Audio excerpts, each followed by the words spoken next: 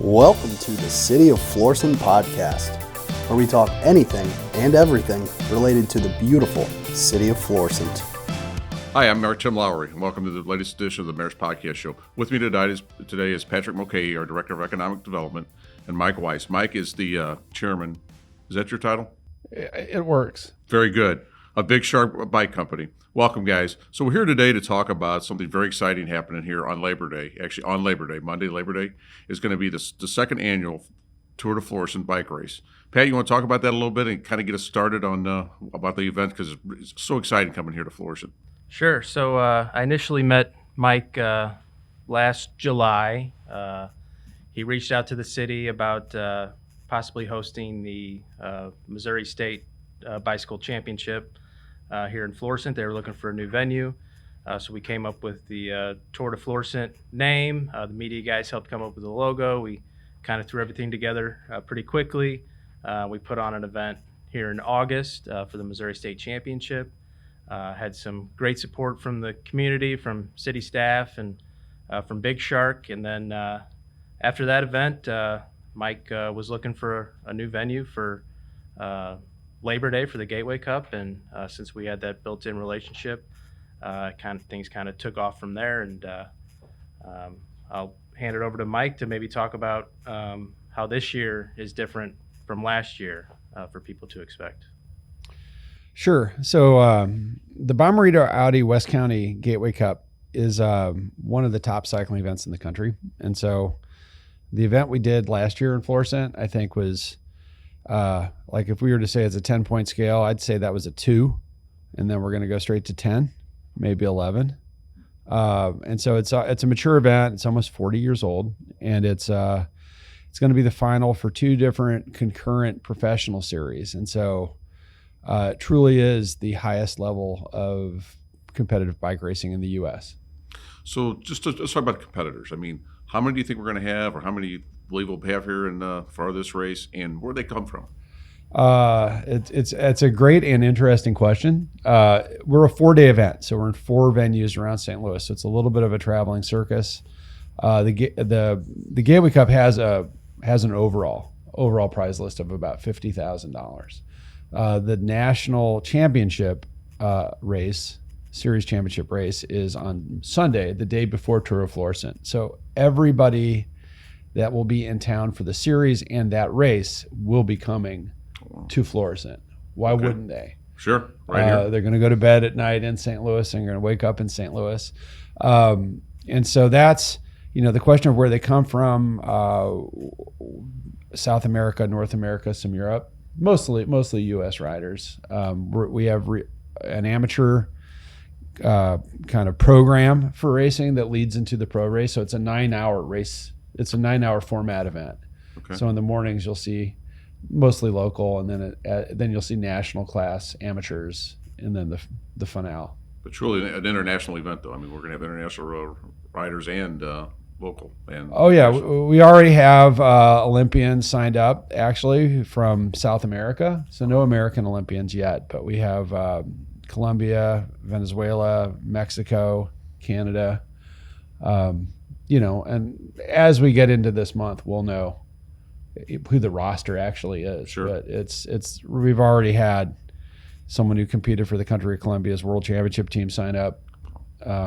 Guy who won the series last year signed up. So this is definitely going to be an exciting day, and just to see all these riders come in. I mean, this is great for the city of Florissant, certainly great for the Gateway Cup.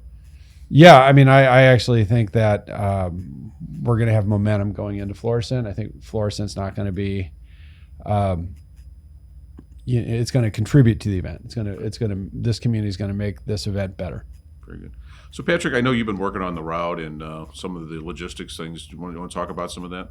Sure. So I know the community saw the bike race last year, and we wanted to keep it within the heart of Old Town, but we switched things up just a little bit for logistics and safety reasons. So last year the route, it had a figure 8 right in front of Made by Leah. We got rid of that, and we also flipped it. It used to go down St. Catherine Street. Now it's going to go down St. Louis Street, but it's still going to go we still did it, so it's still going by, different bars and restaurants in Old Town where people can congregate and hang out. So it'll the main start and finish line will be in front of the VFW again. It'll still go by Made by Leah. It'll go by Hankey's Tavern. It'll go by Hendel's. It'll go by Sacred Heart Church. Go by Bunker's Tavern, Red Oven Pizza, the new Catering to You location in the old Amores. So it'll still go by all those natural hangout spots for people, which we're hoping will draw a big crowd here to Old Town. I know that you've already went out and notified anybody that might be affected by that on that day. So, and I think everybody's extremely excited. I know, honestly, it's going in front of my house this year, so I'm definitely excited about it. Certainly going to probably host my own party. Hopefully that's what we kind of want everybody to do. Mm-hmm. Get out and watch the race. Yeah. So Mike invited me last year to, after we did the Tour De Florissant, the Gateway Cup was a month later. He invited me down to the hill, went down there with my wife, and it's a great time. And we're hoping to recreate that here in Florissant, people having, like you said, parties in their yard, mm-hmm. and the bars, everybody standing out front, and just the community getting together to cheer these athletes on. Yeah, it's going to be a great day. So let's talk about sponsors a little bit. I mean, I know that you already have some sponsors, but you're still looking for some sponsors. Is that right? Yeah, I mean, the model for bike racing like this, professional bike racing, is from a fan perspective, every seat's a box seat, every seat is free. Yeah. And so one of the things we like about the sport of pro cycling is it's not reliant on a facility. So we're not sending fans to a stadium. You're not buying a ticket. You're not buying a Coke for $16. You're supporting local business. You're watching it from your porch or your friend's house, right, or you're showing your neighborhood to new people. So that's what we like about the event. We're expecting a crowd of 5,000 to 10,000 people here, hopefully more. And it's just a really positive way to showcase your community and your business within the community. Sure. The model for a business economically is we rely on sponsorship to help produce the event. Percentage of our money comes from race entry. Some come from participating in our expo. So if somebody has goods or services they want to sell or a business they want to promote, we're bringing the crowd and we'll put you in front of them. For the next 30 days, it's a marketing campaign. And so and it's honestly a year-round marketing campaign. So if you sponsor it, you're basically on the event until the following year.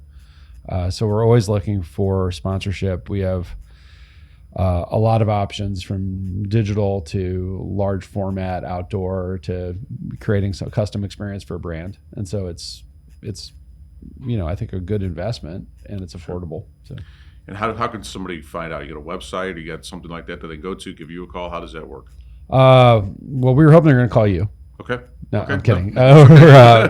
No, everything's on our website. So a lot of ways to interact with the race. From a sponsor perspective, there's a sponsor tab and a pitch deck, but I'm not a big fan of sponsorship decks. I think that every business has a different goal. Mm-hmm. Every business is going to measure success differently. And if we can create something that reflects what their goals are, then that's a win. Right. And then if somebody wants to volunteer, same place. See when there's children's events, kids races, see what's happening at the expo, see your sponsors every day. All that's there. If you want to put up an Olympian in your house for 4 days, have them eat everything in your refrigerator, we can provide that. So it's a resource. And you mentioned this, touched on this, there's volunteer opportunities. I mean, we need some people out there just to volunteer their time. Yeah, I mean, it's always better when somebody from the community is helping others that have never been to your community. And so it's a very fast event. It's partially closed, but you can just cross the street, and we want to make sure that there's enough people there to control intersections, traffic, crosswalks, just help in a few different functional areas. The shifts are not terribly long. We try to break it into 4 shifts per day. So Patrick, go back to logistics a little bit. So obviously we're talking 5,000 or 10,000 people in Old Town. Where can people go to park at? I mean, we're going to run shuttle buses. I mean, exactly how's that going to work on this day? Sure. So we're working with our media department. We're creating a parking map that we're going to share on social media, and we're going to have Mike share on the Gateway Cup website. So we have several different spots in Old Town that we will be able to utilize for parking. It'll be on that map. The lots down where people park for Valley Flowers. We have lots here at City Hall. across the street from City Hall. We have Sacred Heart has a big lot there in Old Town. So we're going to have several different places that people can park, and hopefully they'll check the website and check our social media. And we'll also put signs up that day, free parking here, to kind of direct people. Very good. Now, what time's the first race? First race starts at 10 a.m. We're trying to have other programming, so we're hoping to have either an 8:30 or 9 a.m. community ride. Okay. And that will be, and by hoping, I mean we're going to do it, but we'll have information on the website for that. I think we have a kids race before the pro race, and that's always a lot of fun. And then races are on the hour. So the average race is 30 minutes to an hour and 20 minutes. Pros race for 70 minutes. So it's, yeah. And I think that's the piece that I think people don't know. If they don't know what to expect, that's usually our win. Right. If somebody's never been to something like this and they kind of curious, it's always great when somebody sees something unbelievable. Like that's that sort of first kiss moment we want with bike racing at this level. You know, certainly I'd never been to a bike race until the one last year, and I was excited about the one last year. I can't even imagine how exciting this one's going to be when you actually have pro racers out there, Olympians out there. I mean, this is just going to be such a great event for the city, and certainly for Gateway Cup. But we're really, really are excited about this. I am too. I mean, even though I've been doing this for a long time and I used to race myself, I am freaked out when I see the first lap of the pro race. Yeah. It just seems like a real bad idea. Yeah, it does. Come around those corners as fast as they do is absolutely amazing. Okay, so the last race, and what time would this conclude? I think the last race, I get confused always because each day's schedule's slightly different, but I think the men's and women's pro go back to back.